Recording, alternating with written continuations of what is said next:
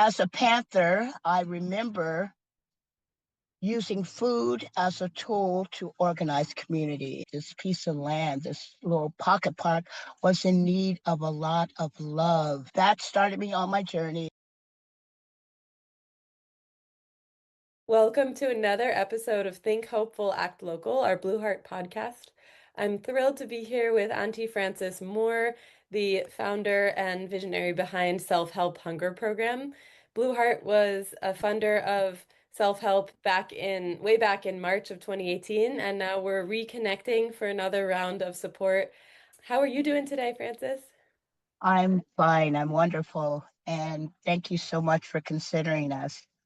It's a pleasure. It's an honor. Yes. Yes.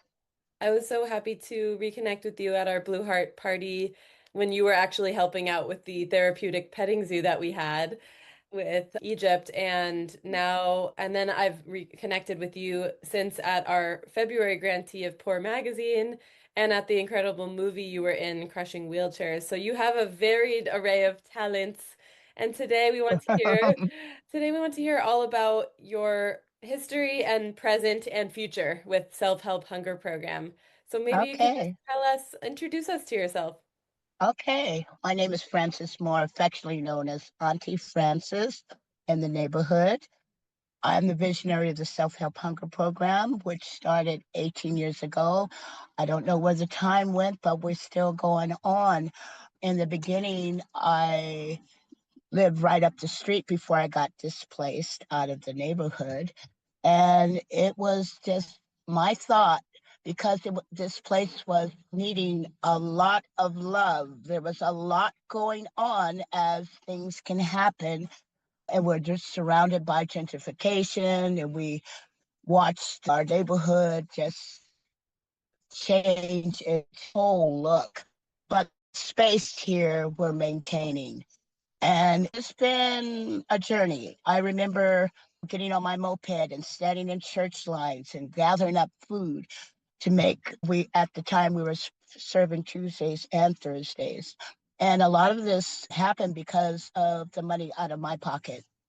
As a Panther, I remember using food as a tool to organize community. And as I was saying earlier, this piece of land, this little pocket park, was in need of a lot of love. That started me on my journey. I would gather the food, I would cook the food, I would come out and sweep up the place. And at that time, I had 17 stairs to walk up and 17 stairs to walk down. But I used my kitchen to provide this food because I remember on the path, I struggled with substance abuse. I struggled with alcoholism. And during those times, I remember the most important thing was to have a decent meal. You might go all week dibbling and dabbling and eating top ramen and this and that. That does not sustain you. And I realized that this is what we need. So there you have it. 18 years later, we're still here. And so that still wasn't enough. We needed to make this space a place that was safe, that was kept up, being good stewards of the land. So I always say you can show them better than you can tell them. So a lot of the stuff from cleaning up, we didn't even have a porta potty. We raised money for a porta potty, but the city was pressured by the homesteaders and the new neighbors, and they didn't understand because it wasn't culturally competent that these are people, we are the people who have been here for generations and generations. And crack was a big effect. Gentrification was a big effect of our family disappearing. And so it is in my intentions to keep this little slot of land respectful and be good stewards. And we have a Garden of Souls, which Susan Quinlan upkeeps, takes care of it. And we have our annual events. Every day is Black History. Every year there's a different theme. We have the first Tuesday. Things are just building. And at one time it was just me, but just by being consistent and doing the work, people stop and pay attention, like Blue Heart, like the neighbors, the ones that actually get it. We have a lot of allies. We have some haters, but we have a lot of allies, and it comes with being consistent. And then the people really need this food, and we serve three different types of people. We serve the social club, people who always have hung out here, and I've seen a lot of people transition. Oh man, I'd have to have, I think I can call 20 people that have transitioned from whatever or for whatever reason. But at the same time, yeah, we're serving families and we're serving people with one shoe on and one shoe off, people who definitely couldn't even tell you what day it is. But let me go on to saying over the years, I realized that wasn't enough. So we started doing housing support, emphasis on support because there's no magic bullet. And as we know now, as we see now, more and more things, organizations and resources are being drained and cut. So with the few resources that we have with Poor Magazine and Roof Over Their Heads and self-help, we gather monies together to provide emergency motel stays. But that's not good. That's not good enough because that takes a lot of financial assistance. So here we are. We don't know what we can do, but just to hold each other's close and support them. And then that wasn't enough. People come here that I've seen people who have warrants and the police zooms up on them and takes them away. And so therefore we are providing court support, whether it be making sure that they're on top of their calendar, their dates, their court appointments. And a lot of it causes needs in court support. I remember I just finished a court support with a person and he didn't know what they were saying. The judge is saying, okay, N49678859. What are you saying? He doesn't understand. So building that relationship with his public defender, with his attorney, being the liaison and making sure that they understand what's going on. So this guy was facing 7 years. And because I was able to be a mouthpiece for them, he's now on probation. But with that 7 years he's facing, he knows he's got to walk the thin line.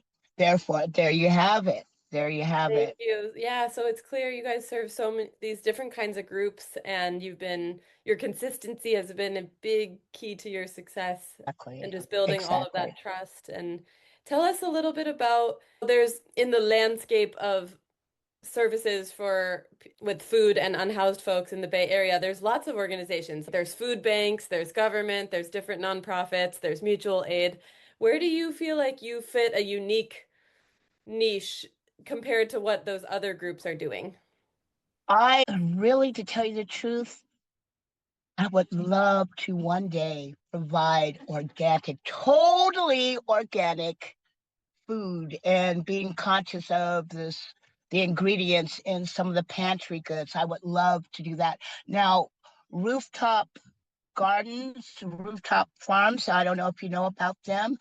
Every other Thursday, they provide us with organic produce. I would love to one day have nothing but organic food here for our people. I look at some of the pantry items and it has so much sodium. Everything has sodium. Everything has sugar. Getting away from not maybe not totally, but getting away from those processed foods. So there you go. I would love to one day have our own farm where we grow, cultivate our own food. That's what I would love to see. Yeah. Yeah. And how do you feel about your work in do you feel like it's political when people say you're doing political work versus service work, or is it all one? Like, how do you feel about, It's all one. It's yeah. all one because every day that we are here on this island is a straight protest against gentrification. Just Mm. by us standing up here, providing services, food, which is everybody needs that, and standing strong and taking care because the city does not help us. They promise to help us, but they do not help us. We have so many broken promises. So just being standing up and still being present and still providing food for our people, that is political because we already know you go into the store and one little bag might cost you $50. So that it's all connected. It's all one. Absolutely. So you feel like a key part of your mission is just inherently fighting gentrification and just and Exactly. it's an act of resistance just to exist in the Bay Area. It's an It is. And because the city won't come and they don't, we barely get garbage service. We take care of the land. We are the stewards of this land without their assistance. So that in itself is saying something. There is power in the people. Can you tell us a little bit more about where you're focused? It's South Berkeley and North Oakland, and why there, and why did you pick that place in the history of it? I picked this place because I live right up the street. And like I said, this place in the beginning needed a lot of love. There was a lot of chaos, a lot of stuff going on. And if I lived up the street, right up the street, and I had to walk through the park, these are people that I used to sleep with, I used to drink with, used to do drugs with. But being in a sober mind, it was a hot mess. So I was determined I didn't pick this park picked me. And I saw the need because I was a neighbor right up the street. And that's why I began right here. It was a space, it was open. I didn't want to be inside because that would cause electricity, the all the things that goes with maintaining staying inside. I'd rather be outside. And I think that comes from when I was homeless. When I was homeless back in the day, it was a sense of stresslessness. I was one of the People's Park residents, and they fed us well, and we built community with each other, and it was stresslessness for me. But now it's a whole different cha cha, a whole different cha cha. So just being outside, I love being outside. I don't think I would ever want to go inside. Yes. Yeah, there's so many places of need around the Bay Area and the East Bay with West Oakland, East Oakland, but it's beautiful that you're focusing on the area that you've always been in and cared But about. people come from all over Richmond, East Oakland, Hayward. People come from all over.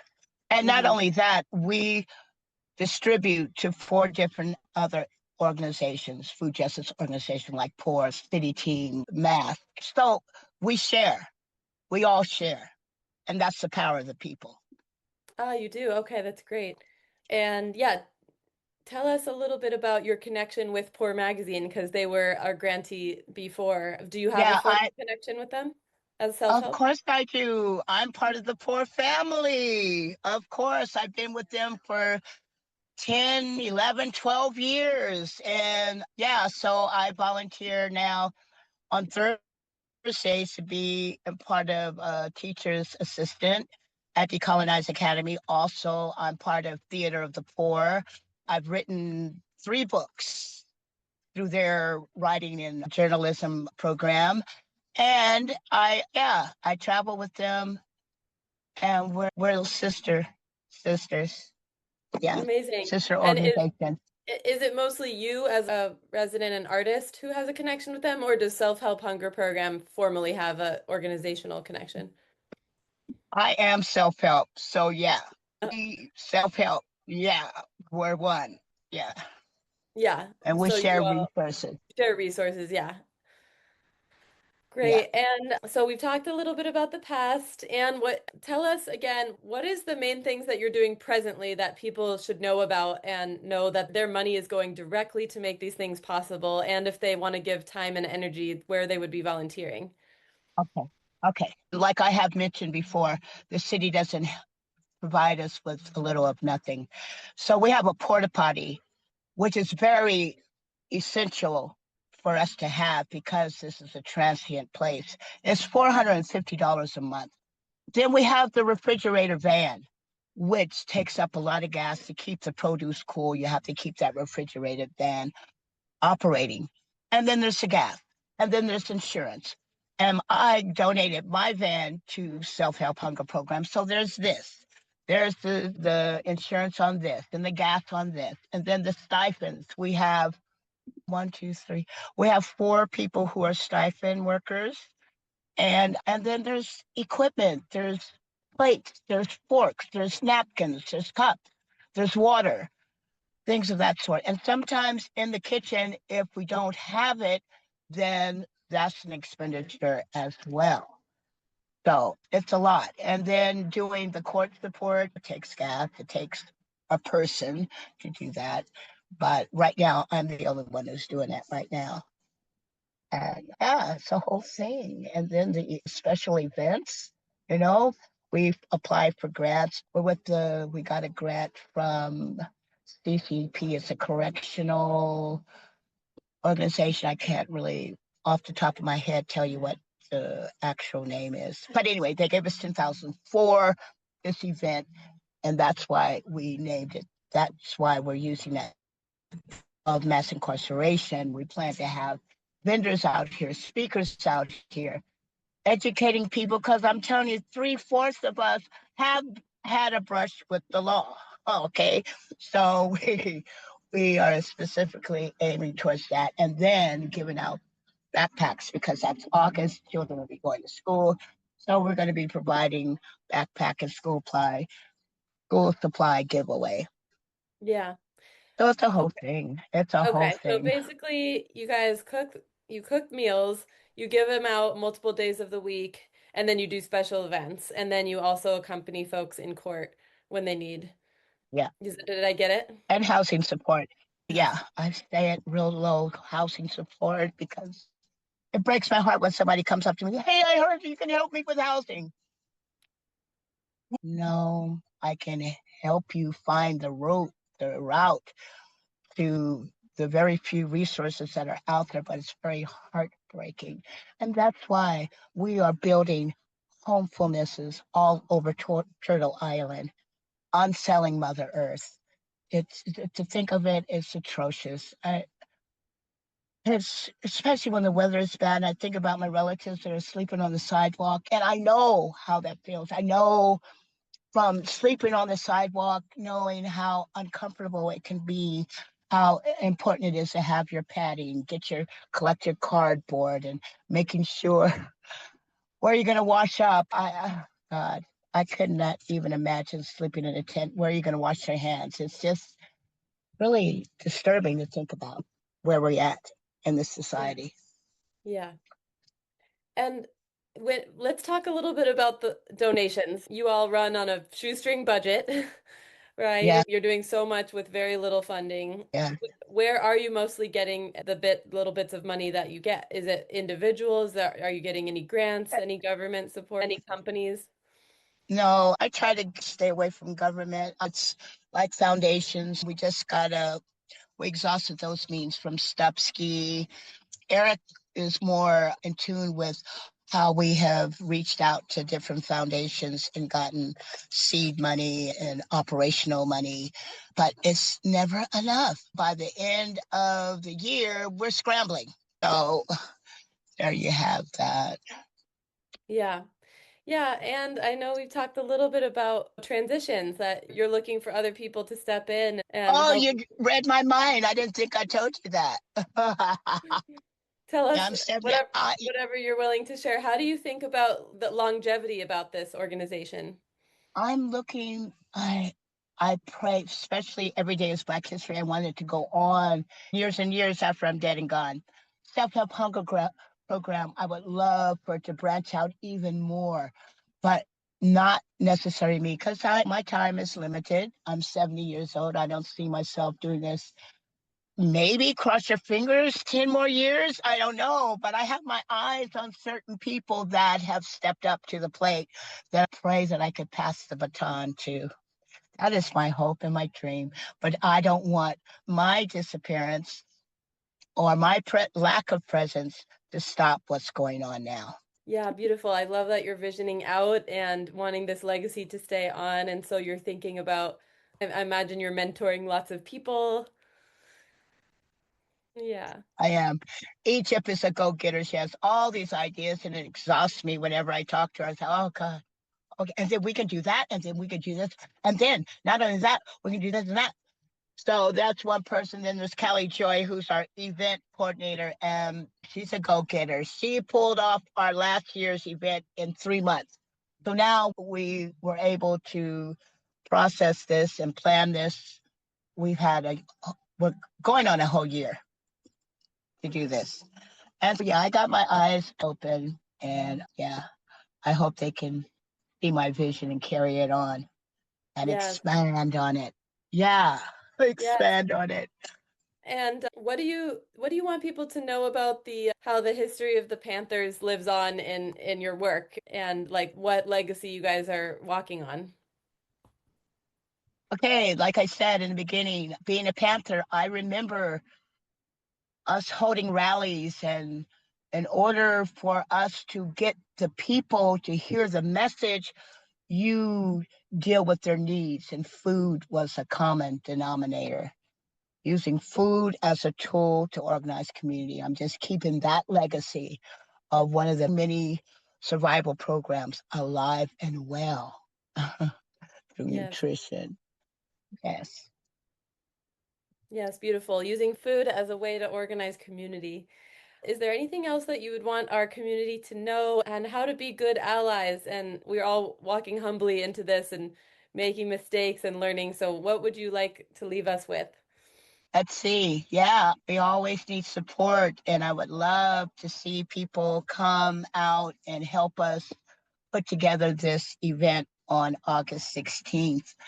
And just keep us in your hearts and minds and know that, hey, this is not easy. So, whatever people have to offer is so welcome, very welcomed. Yeah.